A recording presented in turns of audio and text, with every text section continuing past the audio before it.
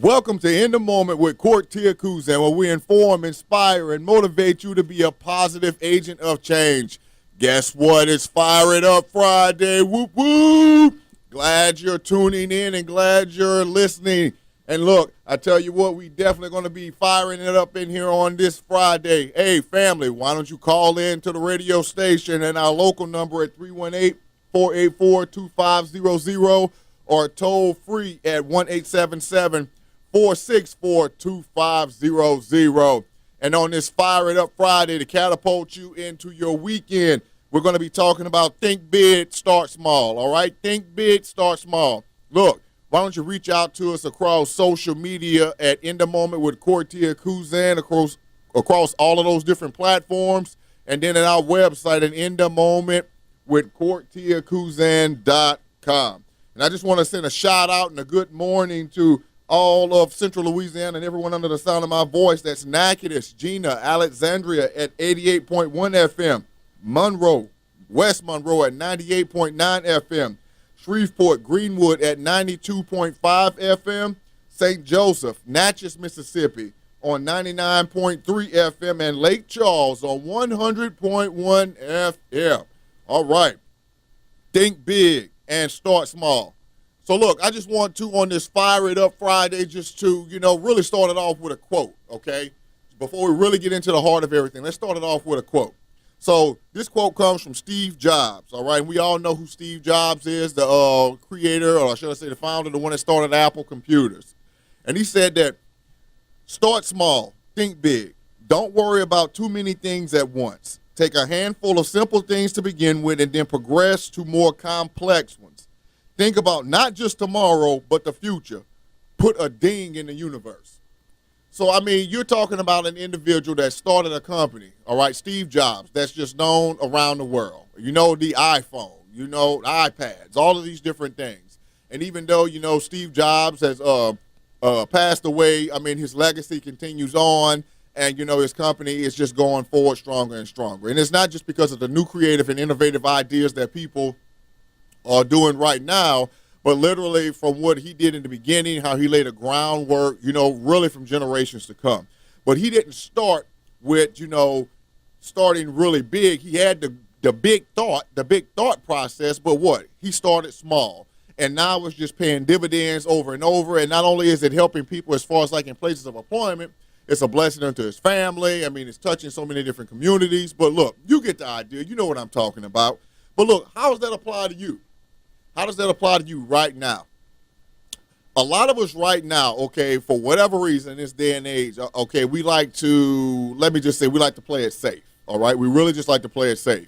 It's like, okay, let me just really, if I want to go for something in life, let me just try to, play it close to the vest, as it says. Let's just try to make it something that's just like really going to be in my safe zone, my comfort zone, all right? Let's just, let's really go ahead and start out with something small. And it's okay. We're talking about, thinking big, and then you start small. So it's okay to start out small in the beginning, okay? But if that small thing that you're actually starting out with in the beginning is like corresponding to a small thought process, then, you shouldn't be surprised that if you only hit small things in life, okay? I mean, what's so, how can I say, fearful of you actually thinking of having this really big idea, this really big dream in life, and then you start small and start progressing towards it? I mean, look, we had Shane Williams on the show yesterday with, 3SG Sports. I mean, it's just dynamic, and how he talked about he got the thought process when he was like 13 years of age, to be a sports agent, and then he never let it go.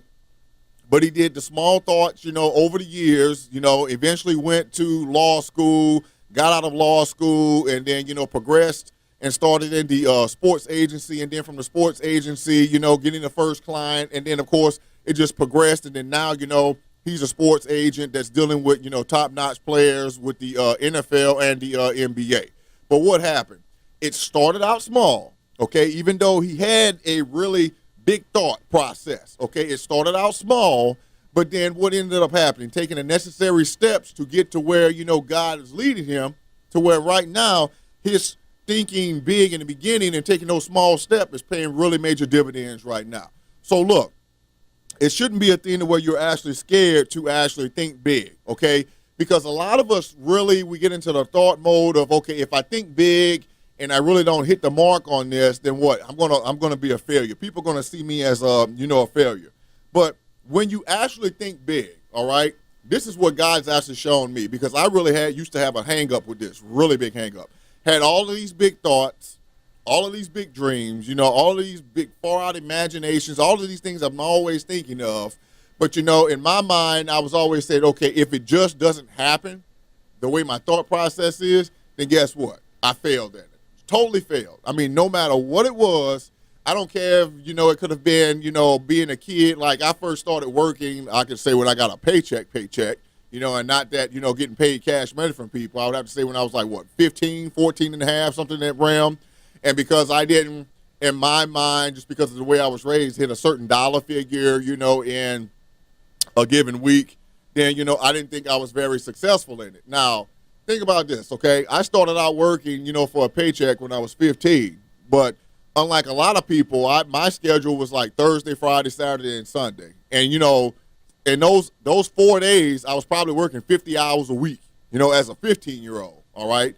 So I'm in 4 days probably, this is back when, this is something about $3 or so for minimum wage, And then, of course, this is basically when, I'm still earning, in excess of $400 or $500, a week. But, just because I wanted like $600 a week, I didn't think it was actually paying off or that, I was actually putting forth enough effort. But you can see how dependent upon the way you look at something and how you can actually perceive what you're doing as something that you may actually be failing in as opposed to something that you may actually be excelling in. And you may say, well, Court, why would you look at it that way? Well, look, I had, goals for myself. Having my own car, okay? And even at 15, thinking about having my own place to live. I've told you all the time that I grew up in a household with 10 other people. So, having my own space, wow, that was like really, really big on my list of things I actually have. But, in my perception of how things were actually going, as far as like in my life, it caused me to actually think of things in the wrong light. And, it even happened as far as like right now with this broadcast, okay, with the radio show that we have. Just because that sometimes, you look at things in a sense of not looking at it how God's developing what he's actually got you walking in right now. And if you don't see it exactly as how God sees it, you can kind of start, getting a little deterred about things. And, I love how God does it to just let you know you're right on the path where he wants. We've been having some dynamic feedback as far as like across social media. We've got individuals, and I was told my wife, my oldest daughter and my kids about it. People, like I said, I still don't understand the entire thing as far as like social media is concerned about these likes and these follows and whatnot. But I told them, I said, it's funny that people from all around the world, not just in this country, not just in this state, but from all around the world, you've got people with followings of 25,000, 50,000, 100-some odd thousand, a million. And, we post the like broadcasts and the tidbits, and they're giving feedback about how they like what's going on. And then, of course, we have individuals that meet us and let us know how they're enjoying the show. And then, God blessed us just on like a couple of days ago. I actually had an individual, and you know who you are because you said that you listen to the show every day, came to the office, where we do business at, and then basically just came in just to let us know just how much he valued and appreciated the show. So this is what God is really saying. And, we thank you for each and every one of you out there that are listening. And, God had to really let me know that, the things that are happening and the information that's coming over these airwaves is benefiting his people out there, benefiting people in general. Because why? It's actually sparking, and igniting that flame that's really on the inside of you to really get you to see that you do have a seed of greatness out there. So I thank each and every one of you, all of you out there, for your feedback. And like I said, it's not just local feedback, it's feedback that we're literally getting from around the world. And I thank God for that. But what happened? It's something that we have a big thought process, thinking big, but we're taking small steps with it. And don't ever think, as I said, just because you hear me on the radio, okay? Don't ever think that, hey, like I said, we've arrived, we've made it. No. We're still in this process of where God is actually taking us. And some of you right now, you're in that process of where God is actually taking you. And look, I know we're really going to get into it a little bit more, but look, we're talking about thinking big and starting small. But look, stay tuned, and we'll get back right after the break and be continued in your moment. Welcome back to In the Moment with Kortia Kuzan on this Fire It Up Friday. And look, we're talking about think big, start small. And wow, thinking big and starting small. It's something that can be a really, how can I say, something daunting, you know. And I found this there for a lot of us. And, you know, we've got the sensational Jennifer Kuzan has just made her way to the microphone. Good morning. Good morning. Good morning. It's Friday. Yay. Or as Carlette would say, Friday. Friday, Fire It Up Friday. That's all right. Makes me think I need a shrimp po' boy when I hear it like that. Yeah. But look, what's really interesting is this, is that I really found, my few years upon the face of this earth that the Lord has actually blessed me with, that when it comes to like thinking big and starting small, is that, people instantaneously, it seems like when they start to think big, they immediately and you can let me know if you disagree or whatever with this, but a lot of people usually do. Yeah, she usually does. But you can just like a lot of people that really get these big thoughts, okay, instead of thinking about, okay, the steps that they need to take to bring these things that they think about to fruition, to manifestation. A lot of people I found that lately, instead of thinking of the positive, they start thinking about the pitfalls that's going to stop them from getting there. I would agree. And I mean, it's I'm trying to think about, okay, you haven't even started yet, but then you've already got in your mind, okay, something to stop you from even getting started. Well, that's because you have an enemy who comes against you and starts putting the reasons why you can't do it instead of the reasons why you can. Mm-hmm. You have an enemy who does not want you to succeed, who does not want you to think that you are worth anything, that you can accomplish anything. So therefore, Satan is going to put things in your mind to try and stop you from doing it. I mean, that's exactly right. Because like I said, how many times have something, you've had this, God's given you a thought, giving me a thought. I mean, you under the sound of our voices. I mean, giving you guys out there in the listening audience a thought. And then all of a sudden you get this smile on your face like, wow, that's awesome. And immediately, I'm talking almost immediately after you get that thought, it's like you've got the gates of hell or something that then opened up and trying to tell you why you're not qualified, because any type of thing that comes, man, woman, skin tone, whatever it is. Who's against you? Who's not against you? Mm-hmm. And then all of a sudden, you start getting all of these, what is it? Let me see. You start getting a roll call of people that you may not have even thought about in years. Oh, they talking about you. They trying to stop you behind the scenes and everything. Right. That's why this didn't happen in your life. I mean, all of these things that you never took, account of just start rolling back to you. Start rolling back. Yep. But, that God actually, when he, just like with Shane yesterday, as I had mentioned, just different individuals that we have come into contact with, Mel has been on, Kyle that's been on, and everyone else that we've been in connection with, and how, God had just said, how we were talking about a previous show about our gifts, okay? Right. Your most valuable resource from being Wednesday. Your gift. Yes. Exactly. And what's interesting about that is that how you said a lot of people on that show, okay, and still talking about thinking big, and starting small.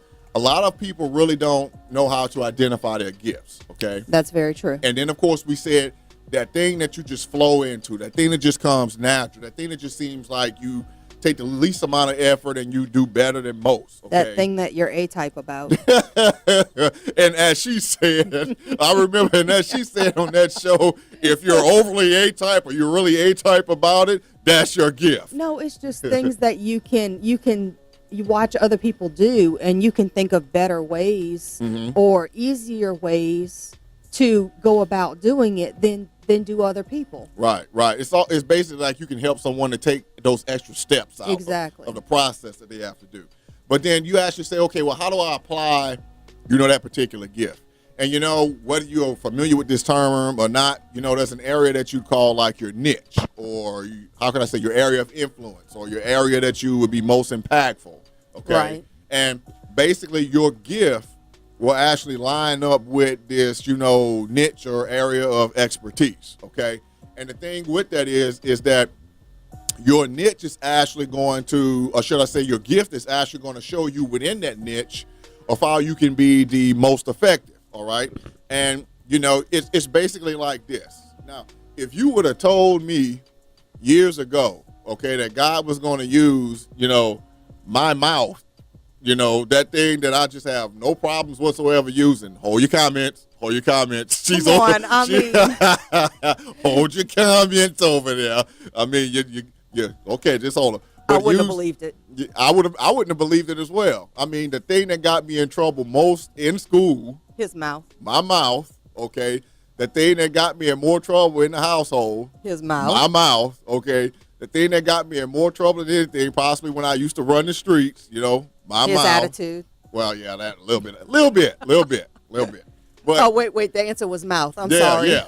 Stay on the sequence of things. Don't be changing up the rotation. All right. So it's the mouth and stuff. So, but the thing is that if you would have told me that the thing that was actually that I was just using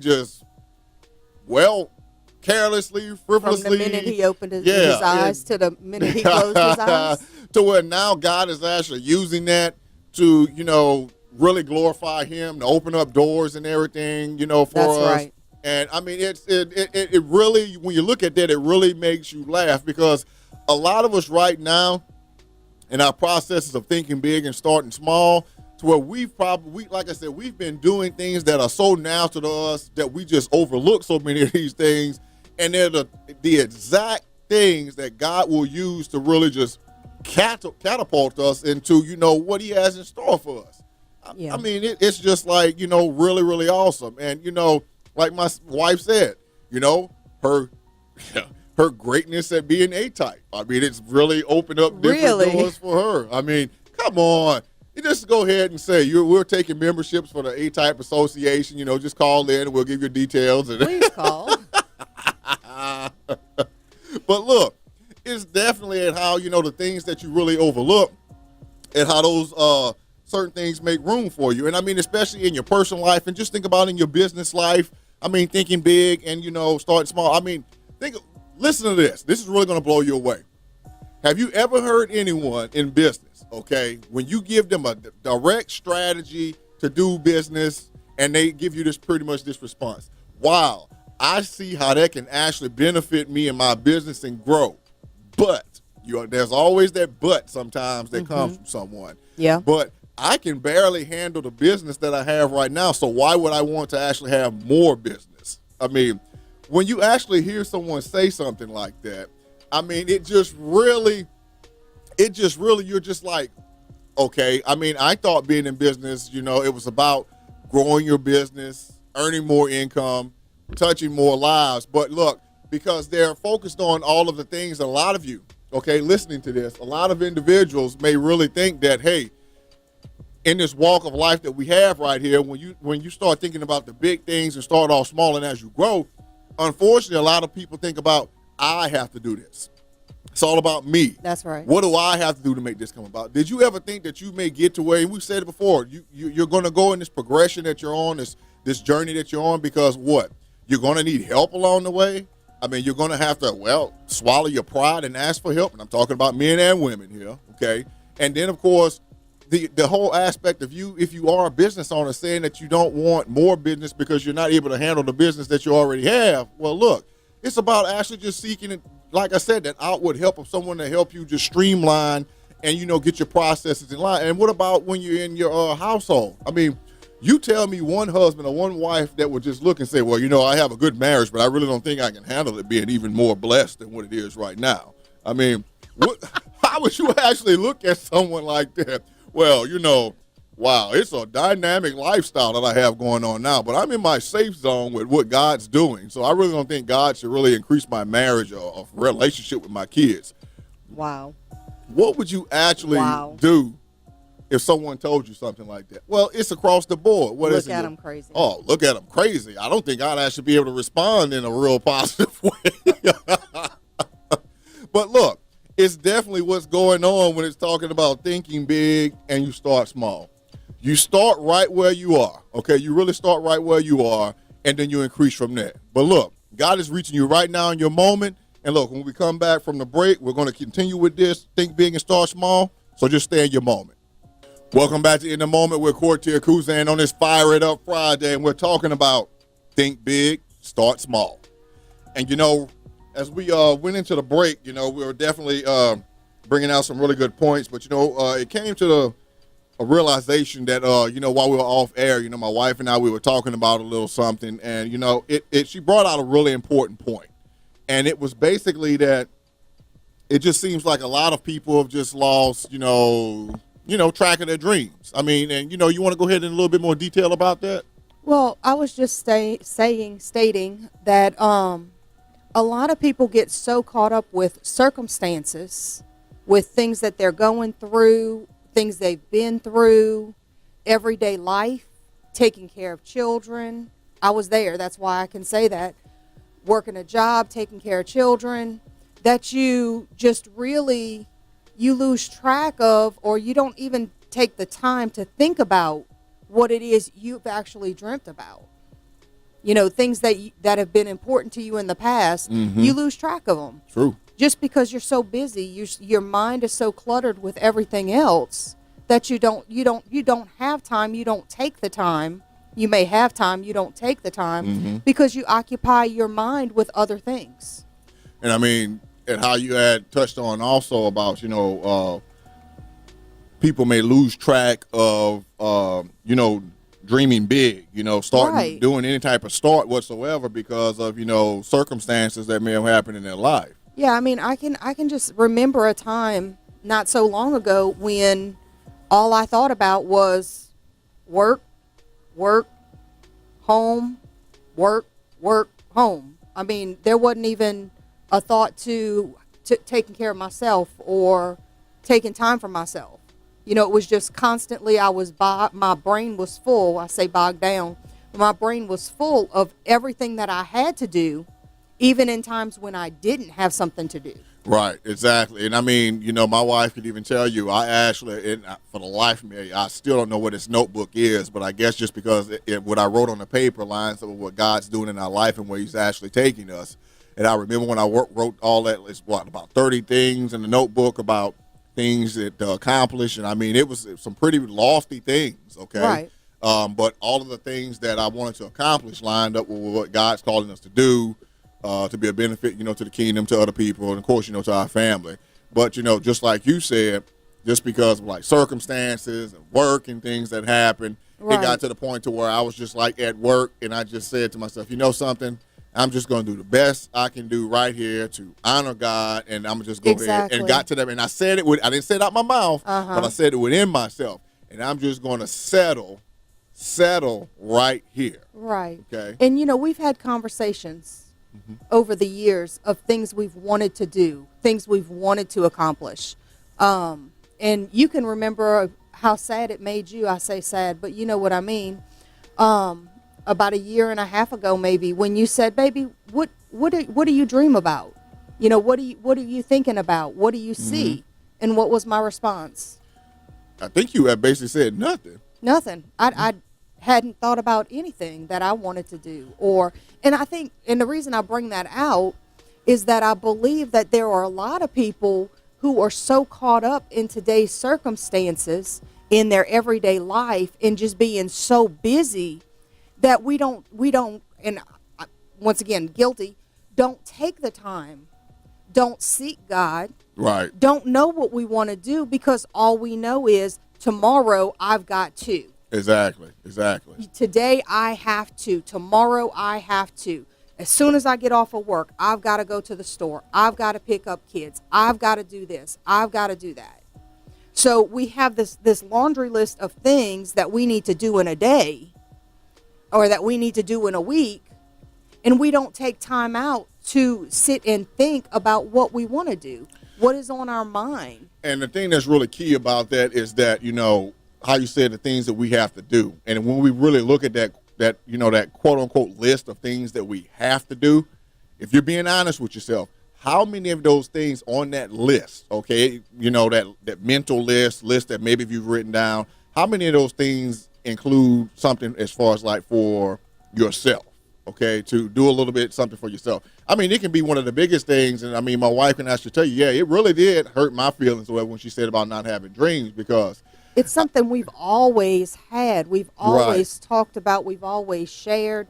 we've had drawings of things that we have dreamed about, but it seems like it was so long ago, right, that it had just gotten cluttered with everything else. Yeah, and it almost like you said, we had drawings of different things.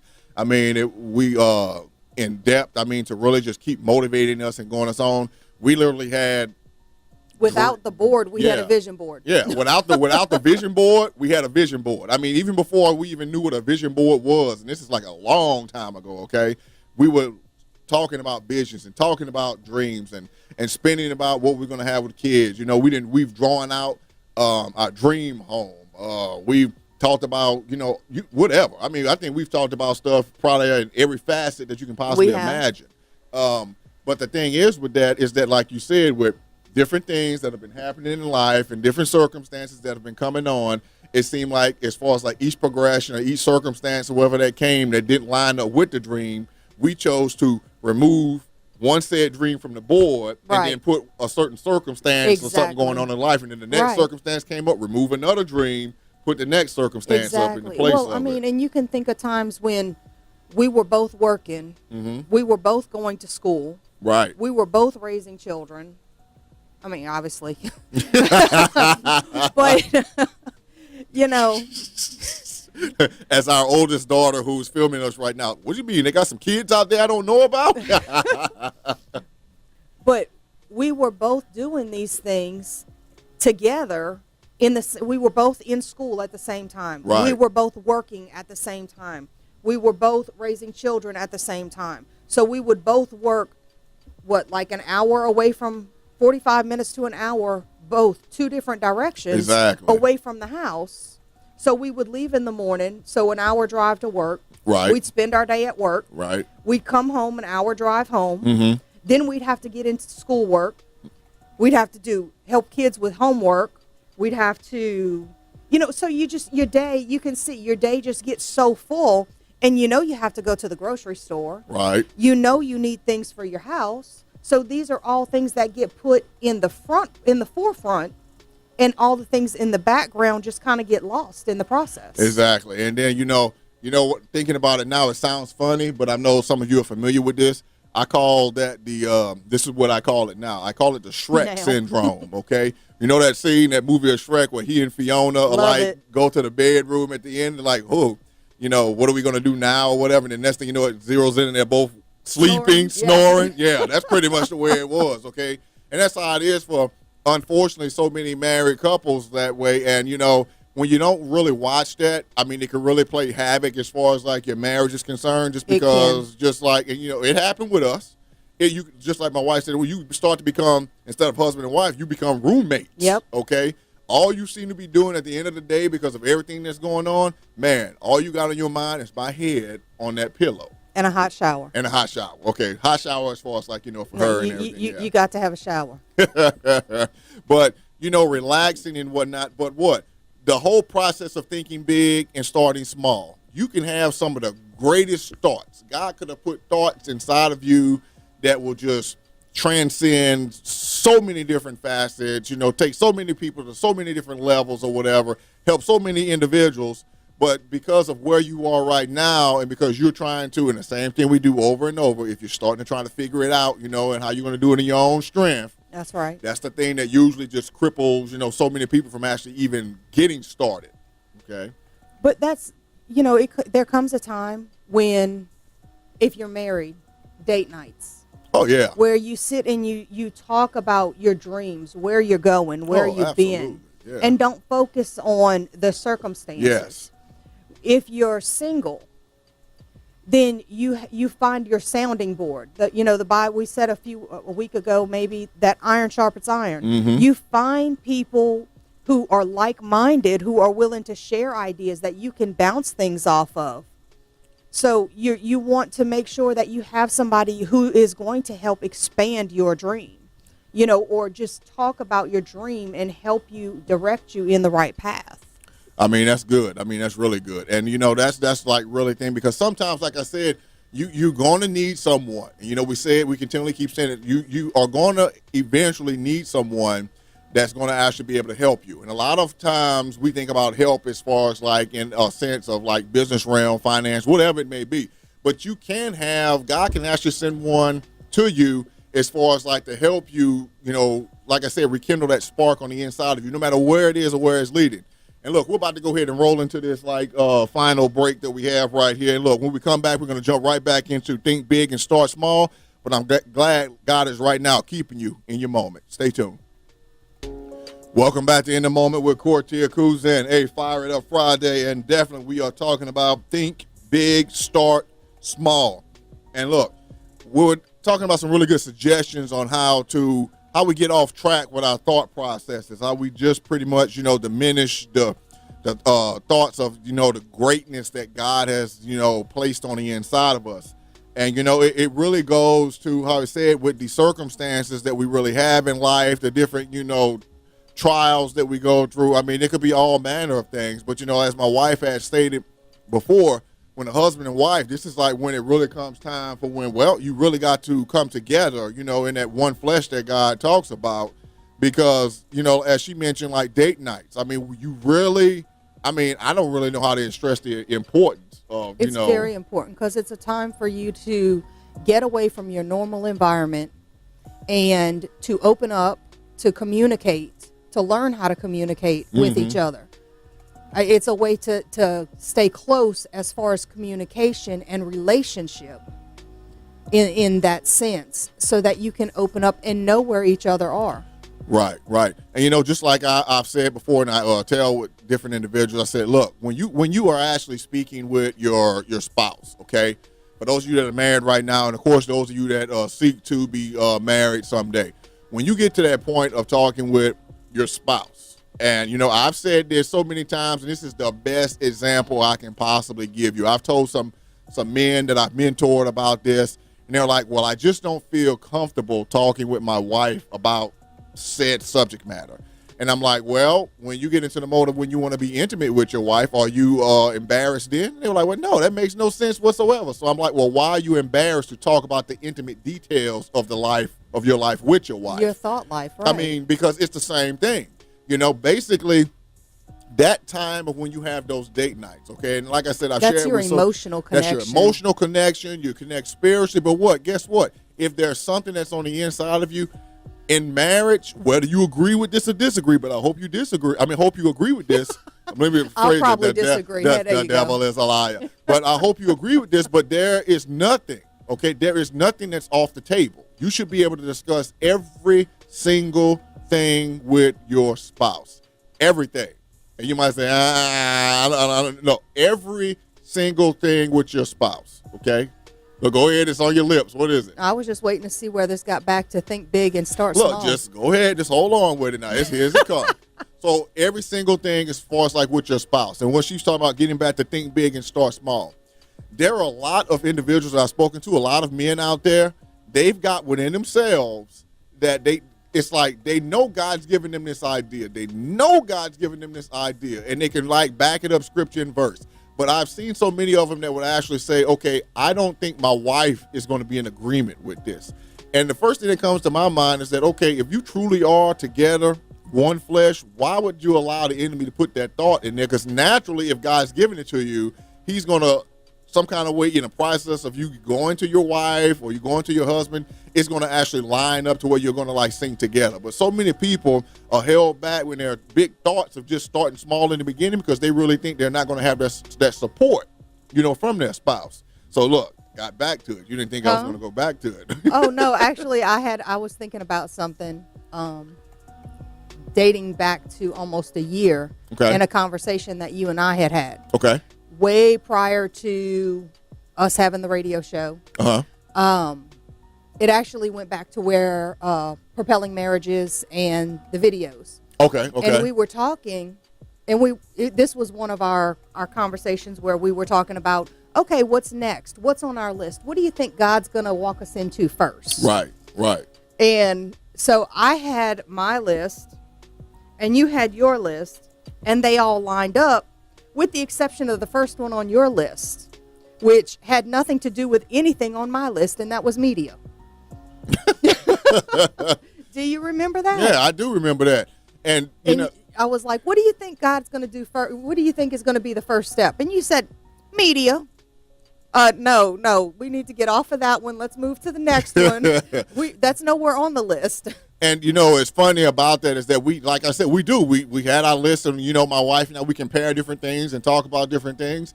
And then when she actually asked that question, and I guess you could say I'm getting really, really used to, even though you may have a plan or know where you want to go, that It's going to change. It's going to change. Oh my Lord! But on this pathway of thinking big and starting small, that goes into a point that we have. Even though you're going in a certain direction, you need to expect course corrections to actually happen in your life. Whether it's your personal life, whether it's in your business, wherever God is taking you.